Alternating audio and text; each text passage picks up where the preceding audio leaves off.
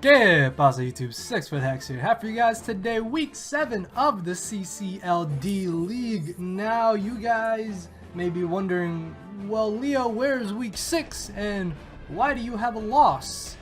Long story short, had some personal life stuff going on and I just really didn't care to do the match. And the one day I would have been able to do it, my opponent wasn't able to because he was leaving to a trip, I think. So I gave my opponent week 6 the victory. So yeah, that it does kind of suck, but I mean, hey, we're still the second overall team in the league so far, if I'm not mistaken, so we still have a good chance to make playoffs and still win it all. But obviously, I'm looking to win this week. We are facing Pippo, the coach of the Crystal Palossand. Now, we did already face this team before, but it was coached by somebody else. And then Pips kind of took his place. So he made some trades around, as you can see down below. He traded off what I think was like Whimsicott, Tessarina, and something else for Volcarona, Pyukumuku, and Nidoking. So let's take a look at what I will be bringing this week. If you guys do enjoy the video, make sure to hit the like button down below, guys. Hopefully this will be live recorded. So yeah, finally I'm gonna be able to bring you guys a live recorded match. It's only gonna be 7 weeks in the making, but hey, hopefully it'll go great. And making their debut, we have the Shield as the first member in this matchup, because this was originally gonna be Scarf Mamoswine again, but after thinking about it, I decided to switch it up to Scarfed Hydreigon with enough speed to be able to outspeed Jolly Bisharp if he does knock off my Choice Scarf if it comes down to it. And speaking of Bisharp, let me run through what I think Pippo is going to bring. This honestly I think is kind of worst case scenario if he does decide to bring this team. Nidoking hits ridiculously hard, but I do have 2 solid answers for it. Mew, depending on what set it is, will determine on how I can deal with it. Then again, I can see why he wouldn't want to bring Mew, just because I do have Hydreigon and I do have what's it called, Scolipede, which could potentially take on Mew 1v1. Zapdos, I'm pretty sure is going to come this week. This is more or less the set I'm expecting him to bring. If he doesn't have Toxic, that's going to be really good for us. Latios, if it's offensive or defensive, will determine on how I can deal with it. Again, Bisharp is a huge threat if he is Adamant Life Orb, and if he gets up to +2, or actually no, if he gets up to +4, then that's when the game may go downhill for me. But obviously I'm going to try and prevent him from getting up to +2, and if I allow him to get up to +4, then I'm basically screwed, like I said. Keldeo is another huge threat in this matchup. Obviously my best answer for this is of course Spadef, Bulky, Tangrowth. Now I could see him maybe wanting to bring Volcarona, but I have a pretty solid answer to Volcarona in my Snorlax here, which is running a bit of a more bulky spread just to be able to take on Nidoking and Volcarona if it really comes down to it. Now I know it may seem odd that I have immunity as opposed to Thick Fat, but if he does bring Zapdos, then there's no way that he's going to be able to potentially Toxic. Actually, I don't know, because it would be nice to have Thick Fat if he does set up. Well, I mean, Volcarona is only an issue if it gets up to like +3 and I'm below 50%, in which case I lose either way, I'm pretty sure, if Snorlax is weakened that low. But Rock Slide is a 100% chance to KO. Earthquake to a KO's Nidoking. Body Slam is for stab, and Gunk Shot is for Shiinotic. If he does want to bring Shiinotic, because I should be able to straight OHKO that even if he is max defense, max HP with a bit of speed to be able to speed creep it. Juliet is running the exact same set as the first matchup that we had, able to 2 KO max speed, max special attack Latios, and able to 2 KO max HP, max speed Latios as well, unless it has Soul Dew, in which case that could be a little bit annoying because I think it still gives you a +1 in your Spadef, so I'll have to watch out for that. But Toxic, of course, is for Latios if it turns out to be a more bulky variant, also for Zapdos so I can wear it down, and even for the Mew if Mew turns out to be a bulky variant as well. Tomas is running the exact same spread as well and the exact same moveset, because all these moves are very useful in this game. Knock Off to get rid of leftovers, Giga Drain for stab, Brick Break to straight OHKO Bisharp and prevent it from setting up on me, and then Leech Seed to be able to gain recovery back on my Keldeo, and not on my Keldeo, but against the Keldeo, and HP back on my Snorlax here to be able to make it a little harder for my opponent to beat 1v1. Jasmine is running a very different spread. With this EV spread, I'm able to switch in to Modest, Life Orb, Sheer Force, Nidoking. If he does decide to bring that, there's no way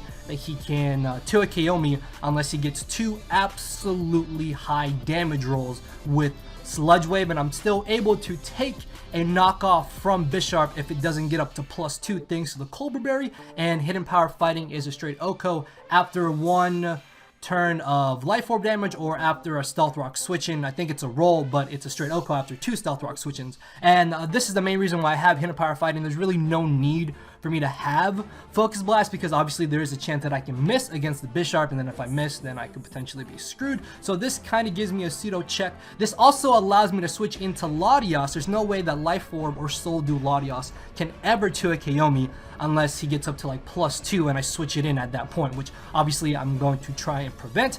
Next off, we have a more bulky variant of Cobalion with enough speed to be able to outspeed Tim and Max Speed Nidoking, and then Toxic, of course, is for Latios, Zapdos, Shiinotic, Seismitoad, and Zapdos, if I didn't mention it already. Mew as well. This thing is definitely for Mew if it does turn out to be a bulky variant, because I'm going to be able to outspeed that regardless. If it is bulky, I have enough speed to outspeed it. We have enough defense and HP and Spadef EVs to where we can safely switch in to any 2 or 3 attacks coming from Latios. So that's really good. This also allows me to deal with +2 Bisharp a whole lot better. Actually, no, now that I think about it, I should probably change this to close combat. Yeah, if this is going to be my main answer. Oh, okay. So I kind of goofed there. So good thing I caught this. So unfortunately, we're going to have to go back to close combat here, just because I don't want Bisharp to obviously sweep me. So it would be nice to have Flash Cannon, but I can't fit dual stab on the set because Volt Switch is way too good in this game, especially if he doesn't bring the Seismitoad, because it gives us a little Volt Turn combo with our Hydreigon here, which, like I said, was originally Scarf Mamoswine, but after thinking about it, Scarf Hydreigon probably pairs up a whole lot better in this game. Plus, with Modest Nature, I'm still able to hit his team really hard, and with this EV spread, I can outspeed Jolly Bisharp, like I said, if he knocks us off, and I have enough speed to outspeed his entire team. Plus, anything that he would want to bring Scarf is going to be faster than my Scarf Hydreigon in the first place. So with a bit of HP investment, if it comes down to it, I'm able to take 1 Ice Beam from Nidoking after a Stealth Rock switching. So if worse comes to worse, then I can live an Ice Beam and potentially knock out the Nidoking or 2 KO it. So that is the run through of the team, guys. With that being said, I'm keeping my opponent waiting, so let's get this started. Alright, so I had the match, and the entire video would have probably been over an hour. So for the sake of not having you guys kind of sit through an hour-long video of where it's just kind of me rambling of different scenarios here and there, then I'm just going to post narrate it. So I hope you guys don't mind. I mean, you can let me know if in the future you wouldn't mind an hour-long battle, but just I think the majority of you guys would rather me just go ahead and post narrate this. Either way, though, this was still a really good match. Very back and forth. So as you can see from my opponent's team, he did not bring the Latios or the Bisharp, which actually kind of sucks because now Brick Break is useless on Tangrowth, and I have no need for close combat on Cobalion, and I have no need for Hidden Power Fighting on Reuniclus. So that kind of sucks going into this match, but it's okay because we can definitely work around that. It's just, it would have been better if he did bring those mons, although I guess that would have been a little bit scarier. But Shiinotic shouldn't be too big of an issue. Nidoking also shouldn't be an issue so long as I have my Snorlax and my Reuniclus to check it. Mew, depending on if it's got Taunt or Will-O-Wisp, or if it's got both, actually, if Mew has Taunt and Will-O-Wisp, that's going to be very annoying, so I'm definitely going to have to watch out for that. Keldeo most likely is going to be Spexed or Life Orb, so I'm going to have to play around that, but Tangrowth should be able to check that accordingly. Seismitoad really isn't that big of an issue, and Zapdos shouldn't be a problem so long as I can Toxic it, and then I have Jolteon to switch into any Bolt switching that I may want to do. So going into this match, the best lead that I had was definitely going to be my Tangrowth, just because I don't want to lead off with Cobalion if I need to get up my Stealth Rocks, because there's a possibility that he's going to lead with the Seismitoad, and I'm very positive that he's not going to lead with the Nidoking, because that seems like a very, very aggressive lead to lead off with. So I'm going to be leading off with my Tangrowth, as he's going to be leading off with his Seismitoad. Right off the bat, I'm in a very good scenario, and honestly what I can do here is just go for the Giga Drain, or if I really wanted to, I could have definitely predicted him to switch out, but I feared that the Giga Drain was a little too obvious, and instead of going for something like the knockoff or the Leech Seed, I do end up going for the safe Giga Drain, as I'm able to get off a little bit of damage on the Zapdos. And I did run a calc, and after running the calc, this turned out to be physically defensive Zapdos, not specially defensive Zapdos. So that's really good to know, because that means my Hydreigon may be able to beat it 1v1 later in this matchup if I'm able to get up rocks and poison it. So he's going to end up going for the U-turn here, which I was not expecting him to have U-turn. This is actually a little bit annoying, just for the fact that now he can freely U-turn anytime that he wants, but at the same time it's really not that bad, because he's not going to be doing as much damage as he otherwise would be doing to me. So I'm going to be able to go for the Leech Seed here, as he does end up bringing in the Mew, and I was positive he wouldn't bring in Shiinotic just because Tangrowth does learn Sludge Bomb. So we're both going to switch out here, as I switch into my Cobalion, he's going to switch into a Zapdos. And I'm going to take this opportunity to try and get up my Stealth Rocks. In hindsight, what I should have probably done was gone for the Toxic, because that way I would have had an extra turn of toxic damage on the Zapdos, and then I could have gone for rocks here, or I could have even gone for the Volt Switch. As he hits me with another Thunderbolt, that's fine, because if he does have Defog on the Zapdos, he's going to be staying in, and then the toxic damage is going to be racking up against him. So I'm going to Volt Switch out here into my Tangrowth. Honestly, him going for the U-turn there was very obvious if he didn't go for the Defog. So as he U-turns into the Mew, I'm expecting this to maybe have Defog, but at the same time, I'm a little bit weary on whether or not it's going to have something like Toxic or Will-O-Wisp for my Tangrowth. So I do switch out into my Jolteon, as he ends up going for the Defog, and then I go for the Hidden Power Grass, expecting him to want to switch into the Nidoking, or even try to bring in the Seismitoad. And even if he did bring in Nidoking here, then that would have put him in range of where I could have revenge killed him with my Hydreigon's Dragon Pulse or my Dark Pulse. So either way, Hidden Power Grassing here was a pretty good middle ground play, I think. Plus, if he did bring in Seismitoad, I could burn the Rindleberry and then knock him out the following turn with the Hidden Power Grass. So he is going to end up going for the Soft Bolt here, as I'm going to follow up and go for the Shadow Ball, revealing to him that I'm not choiced, but I am indeed Expert Belted. So if I really wanted to, I could stay in here and just try and spam Shadow Ball, but there's really no reason for me to do that. And I end up making another bit of a misplay here, and honestly I should have gone for the Toxic this turn, I think, because poisoning this Mew this early on would have been pretty good for me in this matchup. It would have made Mew a whole lot easier for me to beat 1v1, but at the same time I don't know if he's going to potentially have Heal Bell on this Mew. So he's got Psychic and he's got Soft Bolt. I need to find out what his other two moves are, and I still don't know what item this thing is potentially carrying. So as I bring in my Hydreigon here on his Soft Bolt, I'm going to take this opportunity to go for the U-turn, as he turns out to have the Tanga Berry, most likely for my Scolipede. And because he did have the Tanga Berry, I was thinking that maybe he had Will-O-Wisp, and he probably doesn't have Taunt, or he would be 4 non-offensive moves Mew, which I don't think is something that you would typically bring. But if he doesn't have Taunt, then my Reuniclus pretty much just sets up and wins the match, and I can basically recover for free against Mew if my Reuniclus does get worn down. So I'm going to U-turn into my Reuniclus thinking, okay, this is probably the best opportunity that I have to set up, as he reveals to have the Dazzling Gleam, which I was not expecting. So actually he already showed that he had the Psychic, my bad. So he's got Dazzling Gleam, Soft Bolt, Psychic, and Defog, which means he can't do anything to my Snorlax, and he can't stop my Reuniclus from winning. And if you look at his team, if he doesn't have Whirlwind on the Zapdos, Reuniclus pretty much wins after I get to +2.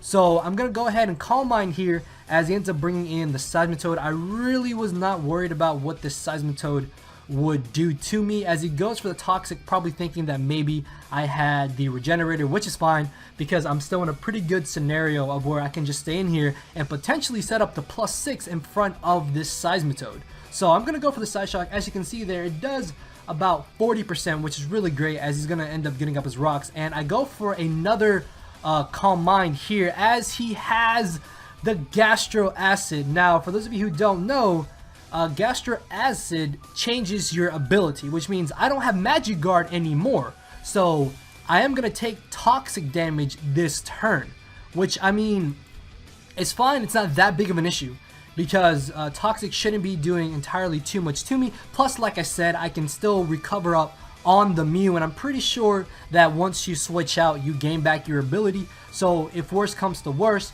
I could have definitely just stayed in here, knocked out the Seismitoad, and then recover up on the Mew later. So I'm really not worried about what he wants to do, and I go for a third Calm Mind. And the reason why I did that is because, judging for how much damage the Side Shock did at +2, Side Shock is only a roll to potentially knock out Seismitoad. So by getting up to +3, I'm guaranteed to knock him out here, and I can still recover up on the Mew later in the match. And he gets a crit. Now, this crit actually really mattered, and you're gonna see just what I mean by that. Because like I said, I could have recovered up on the Mew because he doesn't have Taunt, and after running the damage calcs, there's no way that Mew does outside of like 10% of damage to my Reuniclus. So if he hadn't got the crit here, even after the Toxic, I would be in range of where I can recover up against the Mew and save my Reuniclus for later. But because he got the crits after the Toxic, I'm gonna be at 2% HP. And now the only way that I can recover with my Reuniclus is if I can outspeed the Shiinotic, which Shiinotic is going to have to be running no speed EVs in order for me to outspeed. And by losing my Reuniclus, I lose another switch in to Nidoking and my main switch in to a Secret Sword coming from Keldeo. So I'm in a very bad spot right now because I lost a check to two very scary offensive mons that my opponent has. So he's going to bring the Zapdos here. The fact that he can go for U-turn is very obvious. So I'm going to switch into my Tangrowth, hoping that maybe he would Thunderbolt. But I mean, honestly, he had no reason to not just U-turn. And by bringing in my Tangrowth, I also prevent my Jolteon from having to take any unnecessary damage. Not Jolteon, sorry. I prevent my Snorlax from having to take any unnecessary damage as he U-turns into the Mew. This is where I could have brought in my Reuniclus to potentially recover on the Mew, and that would have been able to let me recover back up to over 50%. Although, after thinking about it, definitely just staying in and lead seeding was my better play, because this is where I could have maybe brought in Reuniclus, or I could have sacked something off to that Mew. And honestly, I could have sacked off Cobalion to the Mew, because if you really think about it, I don't need Stealth Rocks in this game. By sacking off Cobalion, I would have got a free switch into my Reuniclus, and I would have been able to recover on the Mew, and then I would have been able to just set up with Reuniclus and win with Reuniclus. But I'm still in a pretty okay scenario. I can definitely still pull out the victory here, so I'm not entirely too concerned about it, because like I said, I can still recover on the Shiinotic if it doesn't have any speed EVs. As I switch into my Snorlax, he's going to end up going for the U-turn. That's fine. I do take this opportunity to go for the Gunk Shot, however, expecting him to either bring in the Mew, expecting me to Body Slam, or bring in Shiinotic, as you see here. And because I just straight O-code Shiinotic, I can't recover on anything with my Reuniclus anymore, and my opponent gets a free switch into Keldeo, so I'm going to be forced to sack off my Reuniclus here, as much as I don't want to. If he had missed 2 Focus Blasts there, then I would have been able to recover, and that would have been some justice, but it's okay. As I bring in my Jolteon here, I'm going to go ahead and go straight for the Shadow Ball, as he does end up switching into the Nidoking here. Even after the Spadef drop, because I have Hidden Power Grass, I cannot knock him out, so I'm going to switch into my Snorlax, as he's going to end up going for the Sludge Wave, which does 17%. And that is very odd, because this is actually Choice Scarf Sheer Force Nidoking and not Life Form Nidoking, which is a little bit annoying because it's gonna be slightly harder to deal with, especially now that my Snorlax is gonna be worn down with him having Stealth Rocks up. So he is gonna switch out here, as I actually switch into my Cobalion in hopes to try and get up my Stealth Rocks to kind of make it more of an even playing field, because as long as he has Stealth Rocks up and I don't have Stealth Rocks up, he is definitely in an advantage. So he reveals to have the Heat Wave here, as he's going to knock me out after I get on my rocks. It's fine though, because I'm still able to rack up the Tox damage on the Zapdos, as I'm going to be able to bring in my Hydreigon here. I can't bring in Jolteon because I could potentially bait him to bring in the Nidoking, and by bringing in my Hydreigon here, what I can do is go for the Dark Pulse to try and flinch him, or go for the Dragon Pulse and eventually beat him 1v1 because he is poisoned. So I am going to go ahead and go for the Dragon Pulse, do a solid bit of damage to him as he's going to roost, just scouting out to see what I wanted to do, which is not a bad play for him to have done at all, because even if he does stay in here, I'm not going to be able to beat him down for another like 2 or 3 turns, as he decides to go for the U-turn, chipping me down even more. He's going to U-turn into the Mew, which is going to be able to live a Dragon Pulse because he was Spadef bulky Mew. And one of my best answers to Mew is my Tangrowth, because I do have the Leech Seed, and then I have Giga Drain, and I have Knockoff. So I can Leech Seed him and maybe beat him 1v1 if it really comes down to it. So I am going to take this chance to go for the Leech Seed. And if he didn't sack off the Zapdos here, I was thinking that maybe he was going to want to try and bring in the Nidoking to take a Giga Drain. So by going for the Leech Seed, I would have been able to Leech Seed him, allowing me to get a free switch into my Snorlax, because I would have gained back HP from the Leech Seed and mitigate some of the damage that the Sludge Wave would have otherwise been doing to my Snorlax. But him sacking off Zapdos was definitely a good play on his part, as he's going to get a free switch back in to the Nidoking here. And even the Keldeo at this point can knock me out because he has Focus Blast and not Secret Sword. But he has to hit Focus Blast, so obviously he's not going to want to risk that. And I'm going to switch into my Snorlax here, which can potentially live 2 hits depending on rolls. But unfortunately, Sludge Wave is going to be doing enough to where he is going to be able to 2-hit KO me after taking that U-turn damage from the Zapdos. I'm going to bring in my Hydreigon here, and at this point, there's really nothing that I can do, because Nidoking pretty much just wins him the match, because I am Modest Scarfed Hydreigon, not running max speed either. I think I'm running like 260 if I'm not mistaken. So he's going to be able to, at this point, just win the match with the Nidoking, as he misses a Focus Blast. He hits the next one here. And even if my Tangrowth was at full HP, I'm pretty sure that Nidoking still would have been able to knock me out with the Sludge Wave either way. So I switch into my Jolteon here, hoping that maybe he would miss. But even if he missed, he could have then just brought in Nidoking.